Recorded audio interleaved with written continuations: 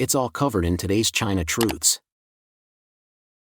China's high-speed rail has long been promoted as a shining symbol of self-reliance.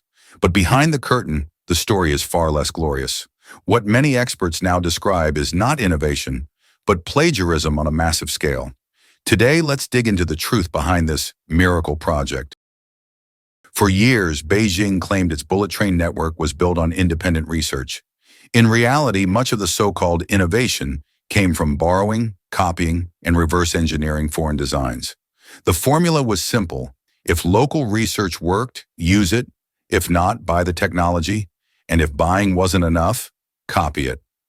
That's how China's high-speed rail earned its reputation as one of the 4 new inventions. One university professor even broke the silence in a lecture, calling the myth of self-reliance a complete sham. He asked his students, "Do you know how long it would take to build this system from scratch?" His own answer, "At least 400 years." Official data from the Ministry of Railways backed him up, showing that without importing technology, domestic research simply couldn't keep pace. So instead of true R&D, China chose to trade the market for technology. But the trade came with strings attached. Foreign suppliers allowed certain transfers under strict contracts. Technology could only be used domestically, not repatented and never exported. Yet time and again, China broke those rules. Samples were purchased, dismantled, copied, and then produced at scale. Flooding the market with cheap imitations became the core strategy. Now, however, that strategy is hitting a wall. Copying works only until supply chains are cut or advanced components cannot be replicated. Just like Huawei once faced global ridicule in telecom, China's high-speed rail is now struggling with its own flaws. Some engineers even describe the system as suffering from arthritis, plagued by weak, unreliable components. Take bearings, for example, the unsung heroes of modern engineering. Bearings are crucial for anything that moves: planes, cars, precision machines, and of course, high-speed trains. Without them, friction increases, performance drops, and safety is at risk. Despite its title as the world's factory, China still cannot master high-end bearings. It can churn out low and mid-tier versions, but when it comes to precision equipment, the gap remains wide. The numbers tell the story. In just the first 9 months of this year, China imported $2.7 billion worth of bearings. Last year, the total exceeded $4 billion. Industry reports admit that China can only produce bearings for trains running under 140 km/h. For anything faster, like trains above 250 km/h, imports are unavoidable. Each year, China spends roughly $1 billion buying high-speed rail bearings, which make up over 90% of the global supply in this category. So the truth is clear: China's high-speed rail is less about independent achievement and more about dependence on foreign know-how. The image of self-reliance was built on shaky ground, and now the cracks are starting to show. China proudly calls itself the world's factory, but when it comes to the most critical parts of its high-speed rail, the truth tells a different story. Even top officials from within China's own bearing industry admit it. The key components that keep bullet trains running are mostly imported. Here's how it breaks down. Sweden's SKF supplies bearings for CRH1 and CRH5 trains. Japan's NTN and NSK provide them for CRH2, and Germany's FAG equips the CRH3 series. Domestic factories, meanwhile, are stuck producing mostly mid- and low-grade parts. In fact, nearly 80% of all output is low-level rollers, while advanced products barely scratch 5%, and the most elite zero-tier bearings aren't even mass-producible in China yet. This bottleneck is the Achilles heel of the nation's so-called high-tech rise.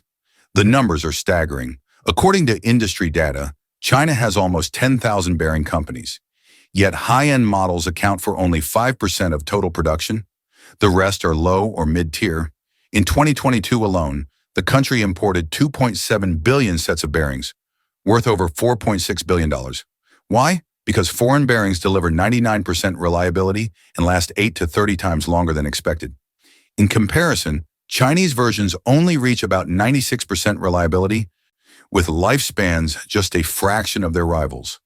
This explains why China's proudest projects, the C-919 passenger jet, the Y-20 transport aircraft, and its vast high-speed rail system, all remain hooked on imported parts. For trains, the demands are brutal. Tolerances measured in micrometers, reliability rates above 98%, and lifespans dozens of times longer than calculated. On top of that, bearings must endure extreme heat, corrosion, vibration, and the diverse climates across China's vast territory. And the weakness isn't just in railways. In wind energy, China's dependence is even clearer. Localization of large turbine bearings is only about one-third, and for generator or gearbox bearings, the rates collapse to nearly zero. This deep reliance on foreign supply chains exposes just how fragile independent innovation really is. Experts trace the root problem to materials. Without world-class steel, there can be no world-class bearings. Yet despite being the largest steel producer on Earth for 26 years straight, China still cannot produce the ultra-pure steel needed for precision parts. Oxygen content is a key measure of quality. 8 ppm is considered good, 5 ppm is elite. But almost all of China's high-grade bearing steel is still imported. Bearing steel, often called the king of steel, remains a hurdle China cannot clear. China once invited giants like Timken from the US and SKF from Sweden to set up plants in Shandong, hoping to learn their secrets. While Chinese engineers picked up bits and pieces, such as using rare earths to absorb oxygen, they never got the exact data, ratios, or techniques needed. Attempts at trial and error ended in failure. Unstable steel quality, clogged casting gates, and wasted years. The result? Even today, China still cannot match international standards. The same story repeats across industries. When building its high-speed rail, China leaned heavily on Japan's Shinkansen and Germany's Siemens. But along the way, it faced accusations of breaking agreements, reverse engineering, and patent theft. After mass-producing copies, China even tried to undercut its former partners abroad with cheaper exports. The backlash was swift. Global leaders like Timken and SKF stopped sharing advanced know-how and shut the door on transferring critical technologies like high-grade bearing steel. Now the consequences are clear. China's struggle to produce premium bearings isn't just about steel. It's also about lacking the advanced tools to shape that steel. High-end CNC machines, often called the mother machines of modern industry, are still largely imported. Without them, China's dream of self-sufficiency in critical technologies remains just that, a dream. China is the world's biggest market for CNC machines, expected to hit 5.7 trillion yuan in 2024. But when it comes to the high-end segment, Japan, Germany, and the US hold the crown.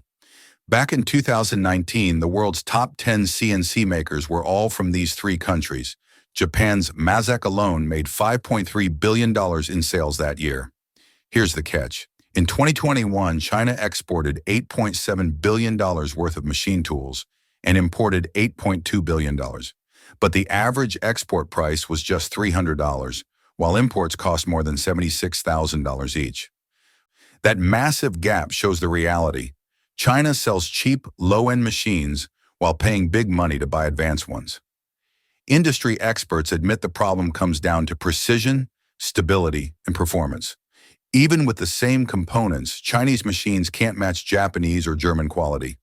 The secret isn't just hardware, it's decades of strict management and craftsmanship.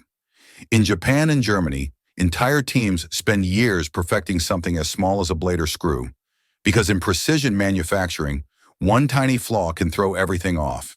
And there's another problem. High-end CNC machines depend on spindles, and spindles depend on bearings. Without world-class bearings, China simply cannot build top-tier CNC machines.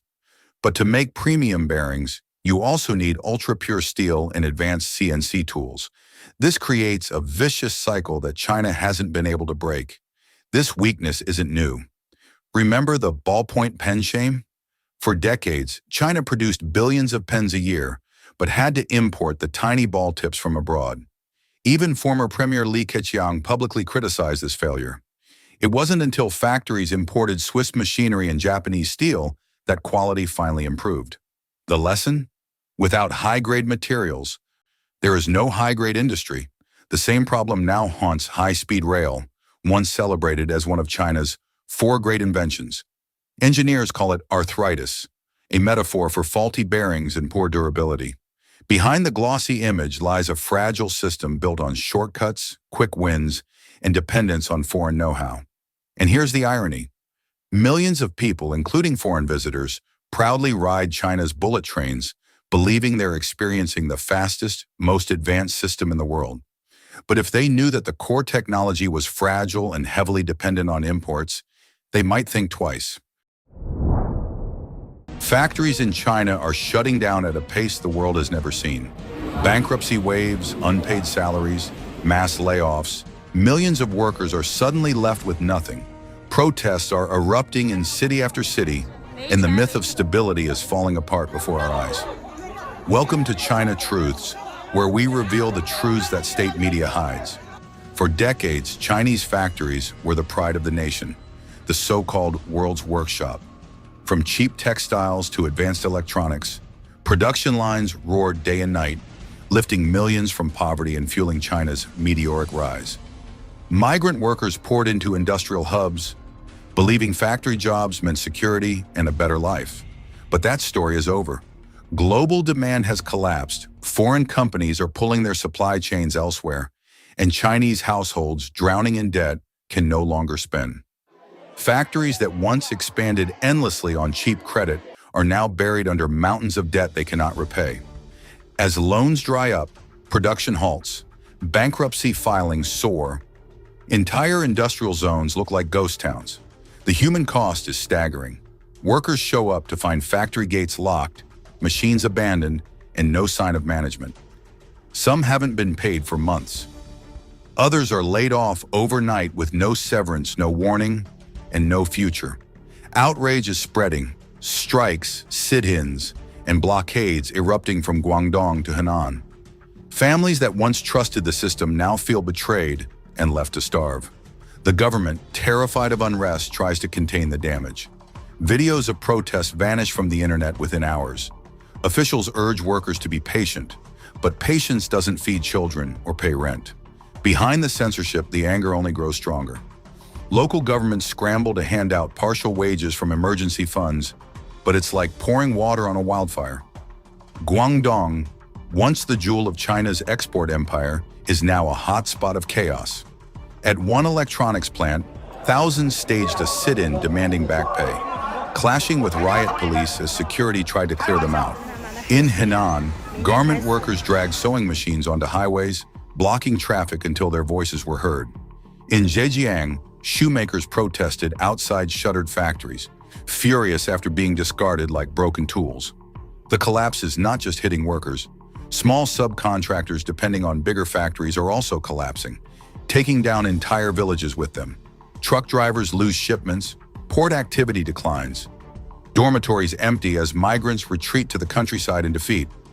What was once China's strongest engine is now sputtering, threatening not just jobs but the very foundation of social stability. From world's workshop to nationwide unrest, the downfall of China's factories is no longer a hidden story.